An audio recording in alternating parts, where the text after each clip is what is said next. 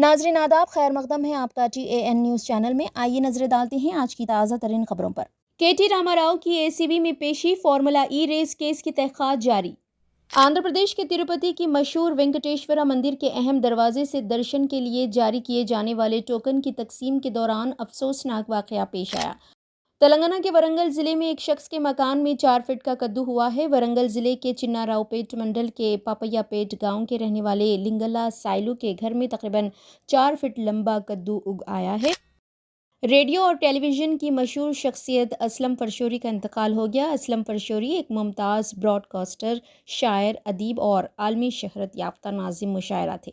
انہوں نے 2014 میں اپنا نعتیہ کلام کا مجموعہ رحمت للعالمین پیش کیا، جسے انجمن قلمکاران دکن حیدرآباد نے شائع کیا۔ ان کی نظامت میں جلسہ نہ صرف خوبصورت انداز میں منعقد ہوتے تھے بلکہ ان کی گفتگو اور انداز بیان میں ایک خاص تاثیر بھی ہوتی تھی۔ وہ اردو ادب اور ثقافت کے حوالے سے اہم محافل میں شریک رہتے اور ان جلسوں کی کامیابی میں ان کا رول بہت اہم تھا۔ اطلاعات کے مطابق اسلم فرشوری کو برین سٹروک ہوا تھا اور وہ ICU میں زیر علاج تھے۔ ان کی شریک حیات شبینہ فرشوری بھی ایک معروف ادبی شخصیت ہے۔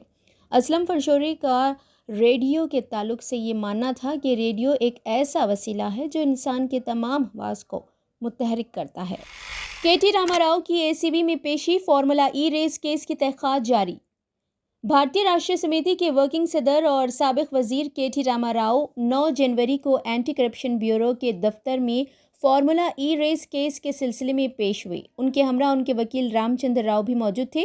KTR آج صبح 10:10 پر بنجارہ ہلز میں واقع ACB ہیڈ کوارٹر پہنچے، جہاں سخت سیکورٹی انتظامات کیے گئے تھے۔ ان کی پیشی سے قبل خصوصی چیف سیکریٹری اروند کمار کو بھی چہارشنبے کے روز 6 گھنٹوں تک ACB نے اسی کیس کے سلسلے میں پوچھ گچھ کی تھی۔ فارمولا ای ریس کیس میں مبینہ مالی بے ضابطگیوں اور فنڈز کے غلط استعمال کے الزامات کی تحقیقات جاری ہے۔ KTR پر الزام ہے کہ انہوں نے فروری 2023 میں حیدرآباد میں منعقدہ فارمولا ای کار ریسنگ ایونٹ کے دوران میونسپل ایڈمنسٹریشن اربن ڈیولپمنٹ کے وزیر کی حیثیت سے فنڈز کے استعمال میں بے قاعدگیاں کی۔ BRS کے سینئر رہنما تلنگانہ بھون میں موجود رہے، جبکہ ACB کی جانب سے KTR سے پوچھ گچھ جاری ہے۔ KTR کی پیشی کے دوران حیدرآباد میں ACB دفتر کے باہر سیکورٹی کے سخت انتظامات کیے گئے تھے تاکہ کسی بھی ناخوشگوار واقعے سے بچا جا سکے۔ یہ کیس تلنگانہ کی سیاست میں اہمیت اختیار کر چکا ہے اور عوامی دلچسپی کا باعث بنا ہوا ہے۔ مزید تحقیقات جاری ہے اور آنے والے دنوں میں مزید انکشافات متوقع ہے۔ آندھرا پردیش کے تروپتی کی مشہور وینکٹیشورا مندر کے اہم دروازے سے درشن کے لیے جاری کیے جانے والے ٹوکن کی تقسیم کے دوران افسوسناک واقعہ پیش آیا۔ ٹوکن حاصل کرنے کے لیے بڑی تعداد میں بھکتوں کے غیر متوقع طور پر آنے کی وجہ سے شدید بھگدڑ مچ گئی۔ اس حادثے میں 4 بھکتوں کی موت ہو گئی، جن میں 3 خواتین شامل ہیں۔ کئی دیگر افراد کو طبیعت خراب ہونے پر فوری طور پر رویا اسپتال منتقل کیا گیا، جہاں ان کا علاج جاری ہے۔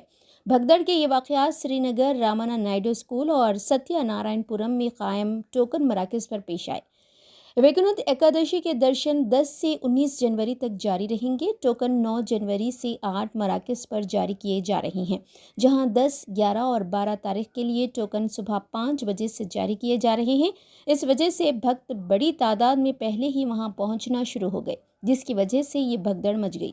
کلکٹر وینکٹیشور اور تروپتی دیوستھانم کے ایگزیکٹو آفیسر شیاملا راؤ اسپتال پہنچے اور طبی خدمات کا جائزہ لیا۔